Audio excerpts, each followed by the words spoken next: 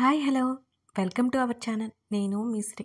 ఈరోజు మనం చెప్పుకోబోయే కథ ఇష్టమైన సగడ పార్ట్ 170. కథలోకి వెళ్ళే ముందు లైక్ చేయడం మర్చిపోకండి ఫ్రెండ్స్. టెన్షన్ పడకు, హర్షతో వస్తుంటుంది అని అన్నాడు గగన్. లేదు కదా, అదిగో హర్ష అక్కడే ఉన్నాడు చూడు. వేద రాలేదు, ఆమె భయంగా చెప్పింది. వేద కోసం ఇద్దరూ హర్ష దగ్గరికి నడిచారు. హర్ష, వేద నీతోనే వచ్చింది కదా, ఎక్కడుంది అని అడిగింది మేఘన ఆమె వైపు చూస్తూ. లేదు, నేను లోపల తిరగలేదు మేఘ, బయటకు వచ్చేసాను, నాకు నిజంగా తెలియదు అతను అయోమయంగానే అన్నాడు. మై గాడ్, ఇప్పటికే చాలాసేపు అయిపోయింది, వేద ఎక్కడుందో. మేఘన కంగారుగా లోపలికి పరిగెత్తబోతుంటే ఆమె చేతిని పట్టుకుని ఆపాడు గగన్. మేఘ ఆగు అంటూ ఆమెను ఆపేసి, నువ్వు లాస్ట్ ఎక్కడ చూసావురా అని హర్షను అడిగాడు. స్టార్టింగ్లోనే అని అన్నాడు హర్ష. మేఘ నువ్విక్కడే ఉండు, మేము చూసి వస్తాం అని అన్నాడు గగన్. లేదు, నేను కూడా మీతో పాటు వస్తాను, లోపల చాలా చీకటిగా ఉంది. దానికి చీకటంటే భయం. గగన్ త్వరగా వెళ్దాం పదా, వేదకు చాలా భయం. మేఘన బాగా కంగారు పోయిపోయింది. ఏంటి భయమా ఆశ్చర్యంగా అడిగాడు హర్ష. అవును, అది అందరిలో ఎంత ధైర్యంగా ఉంటుందో, ఒంటరిగా అంత భయపడుతుంది. త్వరగా వెళ్దాం పదా హర్ష. మేఘన ఆ మాట చెప్పగానే అతడు ముందుగా గబగబా అడుగులు వేశాడు.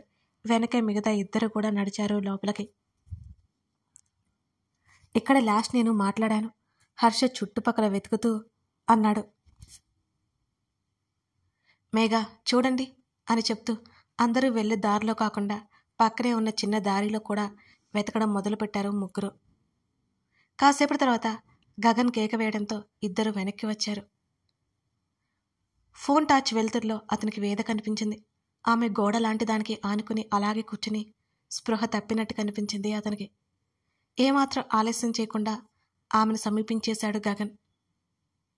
వేదా అని పిలుస్తూనే ఆమె ముందు మోకాళ్ళ మీద కూర్చున్నాడు అతను. గబాల్న అక్కడికి వచ్చి మేఘన టార్చ్ చూపించింది. హర్ష ఆదుర్దాగా అక్కడికి వచ్చాడు. అతని గుండె వేగంగా కొట్టుకుంటోంది.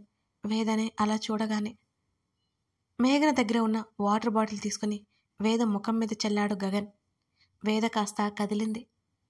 ఆమె భుజాలు పట్టుకుని లేవదీసి ఆమె చుట్టూ చేతులు వేసి నెమ్మదిగా అక్కడి నుంచి వెలుతురులోకి తీసుకొచ్చేశాడు గగన్. అక్కడ మెట్లలాగా కనిపిస్తుంటే కూర్చోబెట్టాడు. ఆమె భుజాల చుట్టూ పట్టుకుని తన వైపుకి ఆనించుకున్నాడు గగన్. ఊపిరి బిగబట్టి చూస్తున్నారు హర్ష, వేద. గగన్ నెమ్మదిగా ఆమె చెంప తడుతూ పిలిచాడు. మేఘా, నువ్వు త్వరగా బయటికేదైనా వెళ్ళి జ్యూస్ తీసుకురా, మేఘనకి పురమాయించాడు గగన్. మేఘన పరిగెత్తుకుని బయటికి వెళ్ళిపోయింది. గగన్ మరోసారి పిలిచాడు. కళ్ళెత్తి చూసింది వేద. కొంతమంది జనం వాళ్ళని చూసి వెళ్ళిపోతున్నారు. గగన్ కనిపించగానే ఊపిరి వచ్చేట్లు అనిపించింది వేదకి. వెంటనే అతని మెడ చుట్టూ చెయ్యేసి ఆమె హత్తుకుంది. గగన్ ఆమె స్వరం అస్పష్టంగా పలికింది. వేద నీకేం కాలేదు, టెన్షన్ పడకు. ఆమె వెన్ను తడుతూ అతను సర్ది చెప్పాడు. ఆమె మరో 2 నిమిషాలకి తెప్పరిల్లి అతని నుంచి దూరం జరిగింది నెమ్మదిగా. ఏమైంది వేద? ఆమె కొంచెం నీళ్లు తాగిస్తూ అడిగాడు గగన్. ఆమె నెమ్మదిగా తలెత్తి చూడగా హర్ష కనిపించాడు. ఆమె ముఖం మ్లానమైపోయింది క్షణాల్లోనే. అక్కడంతా చీకటిగా ఉంది, ఎవరూ కనిపించలేదు. ఊపిరి ఆడనట్టు అనిపించింది, కంగారుగా అనిపించింది అని చెప్తూనే గగన్ భుజం మీద వాలిపోయి కళ్ళు మూసుకుంది వేద. మీ ఇద్దరు కలిసి వెళ్ళారుగా, ఎందుకురా నువ్వు ముందే వచ్చేసా? హర్షని అడిగాడు గగన్. అతను సమాధానం చెప్పలేదు. గగన్ మళ్ళీ అడగలేదు. మేఘన హడావుడిగా జ్యూస్ తీసుకొచ్చింది. కొంచెం తాగవే, వేదకి మరో పక్క కూర్చుని నెమ్మదిగా తాగించింది మేఘన. ఆమె శరీరం నిండా అప్పటికే చిరుచెమటలు అల్లుకొని ఉన్నాయి.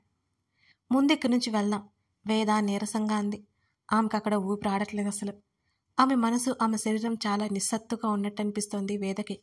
వేటగాడి బాణం దెబ్బకి విలవిల్లాడుతున్న పిచ్చకు పిల్లలా అయిపోయింది ఆమె పరిస్థితి. మేఘన్ని పట్టుకుని నెమ్మదిగా లేచి నడిచింది. గగన్ లంచ్కి రెస్టారెంట్కి తీసుకెళ్లాడు. వేద కారులో వెయిట్ చేస్తానన్నా అతను ఊరుకోలేదు. హర్ష ఒక మాట కూడా మాట్లాడలేదు. వేద కూడా ఏం మాట్లాడలేదు. వేద ఇక నీరసంగా ఉందని తిరిగి వెళ్ళిపోయారు హోటల్కి. తిన్న తర్వాత మరో 2 రోజులు అక్కడ మౌనంగా కరిగిపోయాయి. హర్షవేదల్లో మార్పు ఇద్దరూ గమనించినా అడగలేదు. వాళ్ళ ఇంటికి తిరిగి వెళ్లకుండా యుఎస్ఏ వెళ్ళిపోయారు. మేఘన్ని తీసుకుని ఇంటికి వెళ్ళడానికి వేద ట్రై చేసింది, కానీ ఆమెకి ఇంపార్టెంట్ క్లాసెస్ ఉండడంతో తిరిగి వేద కూడా వెళ్ళిపోయింది. ఆ తర్వాత ఎవరికి వారే నిశ్శబ్దంగా అయిపోయారు. మేఘన అప్పుడప్పుడు కలుస్తుంది, వేద అయితే పూర్తిగా కలవడమే మానేసింది వాళ్ళని. ఎప్పుడైనా గగన్తో కాల్ మాట్లాడేది. అతనికి ఎవరి పర్సనల్ విషయాలు అడగడం ఇష్టం ఉండదు. హర్షనే జరిగింది చెప్పాడు. అది వాళ్ళిద్దరూ సాల్వ్ చేసుకునే ప్రాబ్లం అని గగన్ ఇక ఏం మాట్లాడలేదు. తనని ఒక క్యారెక్టర్లెస్ ఫెలోగా చూసినందుకో హర్షకి కోపం వచ్చింది. అలాగే వేద కూడా ఫీల్ అయింది. ఆడవాళ్ళంతే అంత చులకన అనేది ఆమె భావం. ముద్దు అనేది ఒక మామూలు విషయమా? వేదకి మండుతోంది ఆ విషయం తలుచుకుంటేనే. కానీ అతనంటే ఇష్టం, ప్రేమ ఏమాత్రం తగ్గలేదు వేదలో. ప్రస్తుతం వాటి మీద నుంచి కోపం నిలబడి చూస్తోంది. ఇంకో నెల రోజుల్లో వేదకి ఎగ్జామ్స్ ఉన్నాయి. గగన్, హర్ష ఇక ఇండియా వెళ్ళిపోవాలి, అక్కడే ఉండిపోవాలని ఇద్దరూ డిసైడ్ అయిపోయారు. అప్పటికి మేఘనకి ఇండియా వెళ్ళే ఆలోచన లేదు. వేద ఎంబీబీఎస్ అయిపోతుంది అప్పటికి. ఆమెకు చదువు పట్ల చాలా ఆసక్తి కూడా ఉంది. జీవితం పట్ల ప్రత్యేక శ్రద్ధ ఉంది. ఆమెకు భవిష్యత్తు పట్ల ఆశ కూడా ఉంది వేదకి. మేఘన్ని ఎలాగైనా ఇండియా తీసుకెళ్ళిపోవాలని వేద ఆలోచన. తన తల్లిదండ్రులతో మాట్లాడి తనతో ఉంచేసుకోవాలని కూడా ఉంది. అదే సమయంలో ఎవరూ ఊహించినది జరిగింది. ఓ రోజు రాత్రి గగన్ ఇంటికి అక్కడికి పోలీసులు వచ్చారు. వాళ్ళు ఎందుకు వచ్చారో అర్థం కాలేదు. హర్ష మీద కేసు పెట్టారని గగన్కి మతిపోయినట్లే అనిపించింది. వాట్? గగన్ వాళ్ళ మాటలు వినగానే ముఖం చిట్లించి సీరియస్గా అడిగాడు. అక్కడ పోలీసులు లోపలికి వెళ్ళిపోయారు. ఏదో శబ్దం వినిపిస్తుంటే గదిలో నుంచి బయటకు వచ్చాడు హర్ష. తన ఇంటికి పోలీసులు ఎందుకు వచ్చారో అర్థం కాలేదు హర్షకి. అతనేదో కేసు అడగబోయేలోపు రేప్ కేస్ అని చెప్పగానే హతాశుడయ్యాడు గగన్. ఏంటి? అతను మళ్ళీ అడిగాడు. ఏం మాట్లాడుతున్నారు? హర్ష ముందుకొచ్చాడు. వెంటనే హర్ష చొక్కా కాలర్ పట్టుకున్నాడు ఆ ఆఫీసర్. అది చూసి గగన్ ముందుకొచ్చాడు. చేయి తీయండి, హర్ష చొక్కా విడిపిస్తూ చాలా సీరియస్గా చెప్పాడు గగన్. ఆ పోలీస్ ఆఫీసర్ సీరియస్గా చూస్తుంటే, ఇంకా ప్రూఫ్ అవ్వలేదు కదండి, పద స్టేషన్కి అంటూ హర్ష ముందు నిలబడి మాట్లాడాడు గగన్. అతనిలో వస్తున్న కోపాన్ని చాలా కష్టంగా అదుపు చేసుకుంటున్నాడు. నా మీద రేప్ కేసు ఏంటి? ఎవరా అమ్మాయి? హర్ష ఆవేశంగా అడిగాడు. మిచెల్ అంటూ ఫోటో డీటెయిల్స్ చెప్పి హర్షని స్టేషన్కి తీసుకువెళ్లాలని తొందర చేశారు. తను నా ఫ్రెండ్. హర్ష ఏదో చెప్పబోతుండగా అతన్ని చెప్పనివ్వలేదు.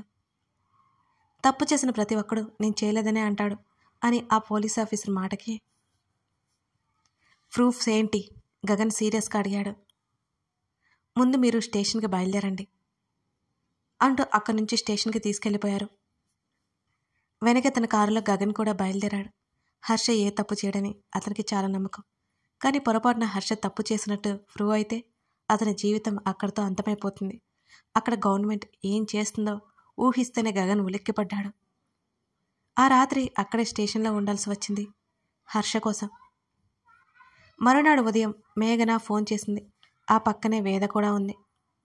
ఎక్కడ ఉన్నారు మీరు? నేను వేద ఇంటికి వచ్చాం, లాక్ చేసి ఉంది అని అడిగింది మేఘన. జరిగింది చెప్పాలా లేదా అన్నట్టు ఒక క్షణం తటపటాయించాడు గగన్. జరిగిందంతా మేఘనకు చెప్తుంటే పక్కనే ఉన్న వేద కూడా విన్నది.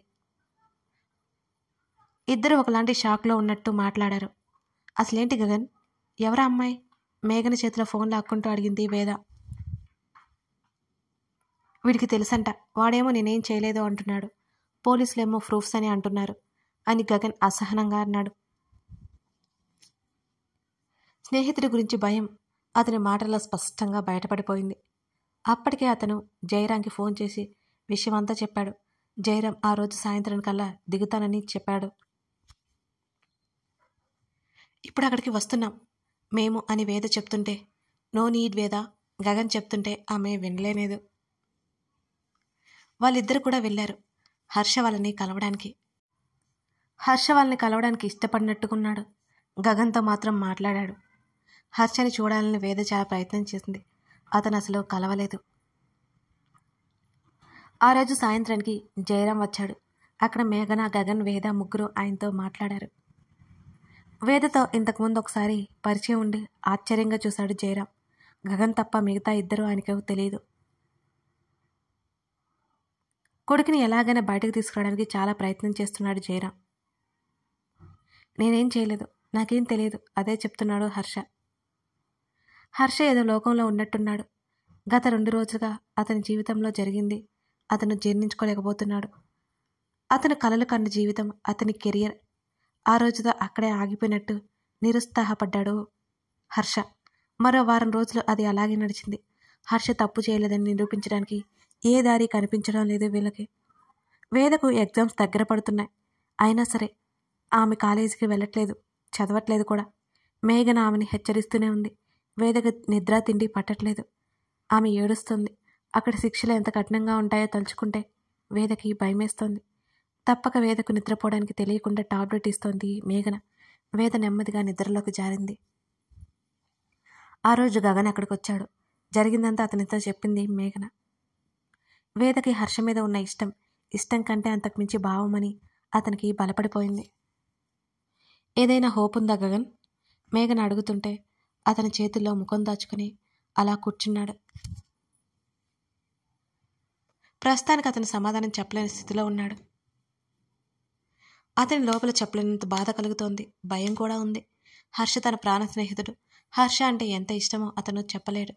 చిన్నప్పటి నుంచి వాళ్ళిద్దరూ తిరిగిన రోజులన్నీ కళ్ళ ముందు మెదులుతున్నాయి గగన్కి. స్నేహితుడికి ఏం జరుగుతుందో అనే భయం అతనికి పట్టుకుంది. ఈ మధ్య 4 రోజుల నుంచి టాబ్లెట్ ఇచ్చి పడుకోబెడుతున్నాను గగన్. ఆమె అతని భుజం మీద చేయి వేస్తూ వేద గురించి చెప్పింది. అతని బాధ చూస్తుంటే మేఘనికి కూడా భయమేస్తుంది. హర్ష తన బెస్ట్ ఫ్రెండ్. హర్షకి ఏమైనా జరిగితే ఆమె కూడా భరించలేదు. వేదని కాలేజీకి వెళ్ళమని చెప్పు, గంభీరంగా ఉండడానికి ప్రయత్నం చేస్తూ అన్నాడు గగన్. వెళ్ళట్లేదు. హర్ష ఏ తప్పు చేయలేదని తేలే వరకు తను వెళ్ళను అంటోంది. అసలే దానికి ఫైనల్ ఎగ్జామ్స్ ఉన్నాయి గగన్. తిండి తిప్పలు మానేసి మరీ ఏడుస్తోంది అంటూ అతని చేతిని తీసుకుని ఓదార్పుగా పట్టుకుంది మేఘన. గగన్ వినిపించుకోలేదు. అతని ఆలోచన అంతా హర్ష గురించే ఉంది. అలా ఎలా తప్పించాలి అసలు? జయరాం కూడా అక్కడే ఉన్నాడు. కొడుకు కోసం ఆయన అల్లాడిపోతున్నాడు.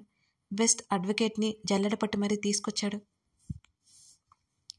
గగన్ తలని తన మీదకు వాల్చుకుంది మేఘన. అతను అలా ఆలోచిస్తూ కళ్ళు మూసుకున్నాడు. మరో అరగంటకి అక్కడికి వేద రావడం చూసి మేఘన ఆశ్చర్యపోయింది. వేద, పడుకోలేదేం? గగన్ డిస్టర్బ్ అవ్వకుండా చాలా నెమ్మదిగా మాట్లాడింది మేఘన. ఎందుకు ఇలా చేస్తున్నావు మేఘ? టాబ్లెట్ షీట్ మేఘన మీదకి విసురుతూ కోపంగా అన్నది వేద. మేఘనకి విషయం అర్థమైంది. ఆ రోజు ఆమె ఇచ్చిన పాలు వేద తాగలేదని. ఊరికే కళ్ళు మూసుకుని వేద అలికిడి రాగానే కళ్ళు తెరిచి చూశాడు గగన్. గగన్ని చూడగానే మళ్ళీ ఏడుపొచ్చింది వేదకి. కథ కొనసాగుతుంది. హర్ష ఈ సమస్య నుంచి ఎలా తప్పించుకో ఉంటాడు? గగన్ ఏం చేయబోతున్నాడు? హర్ష కోసం వేద పరిస్థితి అలా అయిపోతుంది. ఎప్పటికీ సెట్ అవుతారు అందరూ? తెలుసుకోవాలంటే ముందు పార్ట్స్ చూడాల్సిందే. ఈ సీన్స్ మన ప్రజెంట్కి చాలా అవసరం అండి. వేద హర్ష అసలు ఏంటి అనేది కూడా మనకు అవసరమేగా. Thank you.